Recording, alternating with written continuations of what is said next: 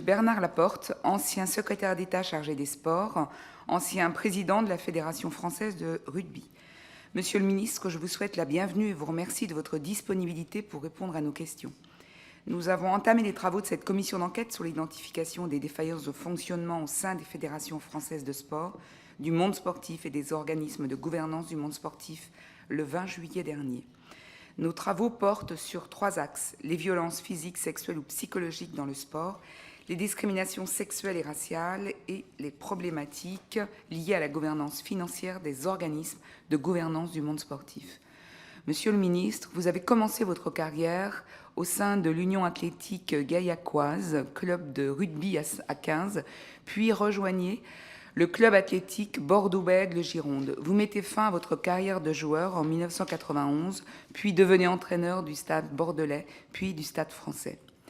Vous êtes sélectionneur du 15 de France de 1999 à 2007, puis secrétaire d'État chargé des sports du 22 octobre 2007 au 23 juin 2009, sous le gouvernement Fillon II. Vous êtes élu président de la FFR le 3 décembre 2016. Le 13 août 2017, le JDD indique que vous seriez intervenu auprès de Jean-Daniel Simonet, qui préside la commission d'appel de la FFR, afin que cette commission examine avec, je cite, bienveillance, plusieurs décisions de la commission de discipline de la Ligue nationale de rugby au sein du club Montpellier Hérault Rugby. Le club est présidé par Mohamed Altrad, un homme d'affaires milliardaire à la tête du groupe Altrad, entreprise spécialisée dans le BTP. Or, M. Altrad est en relation d'affaires avec vous. Le 30 août 2017, la ministre des Sports annonce l'ouverture d'une enquête confiée à l'IGJS sur les pressions présumées exercées par M. Laporte à l'encontre de la commission d'appel. Le 4 décembre 2017, le rapport de mission est transmis au parquet, en application de l'article 40 du Code de procédure pénale, conformément à la recommandation formulée par les 2 inspecteurs généraux. Le 13 décembre 2022, vous et Mohamed Altrad est tous 2 condamnés par le tribunal correctionnel de Paris. Vous êtes condamné pour corruption et trafic d'influence à 2 ans de prison avec sursis et 75 000 € d'amende pour avoir rendu une série d'arbitrages au bénéfice du groupe Altrad, dont l'octroi du sponsoring maillot du 15 de France. La présidente du tribunal a justifié la condamnation par, je cite, gravité des faits et la méconnaissance des principes de déontologie que vous aviez la responsabilité d'appliquer. Le tribunal a notamment noté que la procédure de mise en concurrence a été conduite afin que seule la société Aya Altrad formule une proposition. Vous êtes également reconnu coupable d'avoir favorisé à plusieurs reprises le MHR, propriété de Mohamed Altrad, notamment en intervenant pour alléger la sanction disciplinaire susmentionnée. M. Altrad est condamné à 18 mois de prison avec sursis. La présidente du tribunal correctionnel de Paris avait également prononcé une peine complémentaire d'interdiction d'exercer la fonction de président de FFR pour une durée de 2 ans, qui ne sera finalement pas exécutée. M. Laporte ayant fait appel, M. Laporte démissionne cependant de sa fonction de vice-président de World Rugby. À ce stade, votre condamnation n'a pas été confirmée en appel. Vous êtes donc toujours présumé innocent. La ministre des Sports, Mme Amélie Oudéa-Castéra, juge que cette condamnation fait obstacle à la poursuite de votre mandat. Le comité d'éthique de la FFR vous demande de vous mettre en retrait, ce que vous faites en désignant un président délégué le 6 janvier 2023, M. Patrick Buisson. Le 27 janvier, sur demande du Bureau fédéral, vous démissionnez de votre fonction de président de FFR. Le 19 novembre 2023, le président du Montpellier Hérault Rugby, donc M. Mohamed Altrad, vous nomme directeur du rugby du club.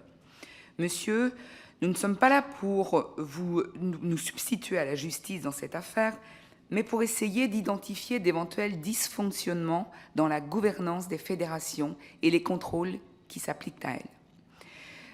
Vous avez été secrétaire d'État au sport et donc chargé de la tutelle des fédérations. Dans un bref propos liminaire, pouvez-vous tout d'abord nous dire quels sont les faits dont vous avez eu connaissance dans le champ de cette commission lorsque vous étiez secrétaire d'État et les réponses que vous y avez apportées. Qu'avez-vous mis en œuvre en tant que secrétaire d'État au sport sur les différents axes de travail de cette commission ? Lutte contre les VSS, les discriminations, le racisme, renforcement de l'éthique et de la probité du monde sportif. Je rappelle que cette audition est ouverte à la presse et qu'elle est retransmise en direct sur le site de l'Assemblée nationale. Avant de vous laisser la parole et d'entamer nos échanges, je vous rappelle que l'article 6 de l'ordonnance du 17 novembre 1958 relative au fonctionnement des assemblées parlementaires impose aux personnes entendues par une commission d'enquête de prêter serment, de dire la vérité, toute la vérité, rien que la vérité. Je vous invite donc à lever la main droite et à dire « je le jure » après avoir activé votre micro. Je le jure. Je vous remercie, Monsieur le Ministre, vous avez la parole. Non, merci beaucoup, Madame la Présidente, Madame la rapporteure, Mesdames, Messieurs les députés. Votre première question, c'est est-ce qu'en tant que secrétaire d'État, j'ai été soumis à des actes de racisme? Oui, une fois. C'était un joueur de Valenciennes, un joueur de football de Valenciennes, effectivement, qui avait, envers lequel on avait tenu, un joueur adverse avait tenu des propos racistes, et je m'étais moi-même déplacé chez lui, à Valenciennes, dans sa maison, pour discuter avec lui, pour essayer d'abord de le réconforter, parce que c'est vrai que je sentais qu'il était très, très, très touché, très affecté. Mais je n'ai pas souvenir, vous savez, ça fait 15 ans. Hein. Donc, sincèrement, des choses mises en place, celles qui existaient ou celles qu'on a développées, j'ai moins souvenir. Je peux vous parler par contre de ce que nous avons fait, nous, au sein de la Fédération française de rugby, maintenant ou ultérieurement, quand vous le souhaiterez. Alors, par contre, dans la question, il était noté VSS, discrimination, racisme, renforcement de l'éthique et de la probité du monde sportif. Oui, mais je vous dis, sur 2 ans de secrétaire d'État au sport, un peu moins de 2 ans, la chose qui m'avait le plus heurté, effectivement, c'était cet acte de racisme envers ce joueur de football, à moins que j'oublie d'autres phrases. Et si vous en avez, dites-moi-les, je me les remémorerai, mais je n'ai pas souvenir.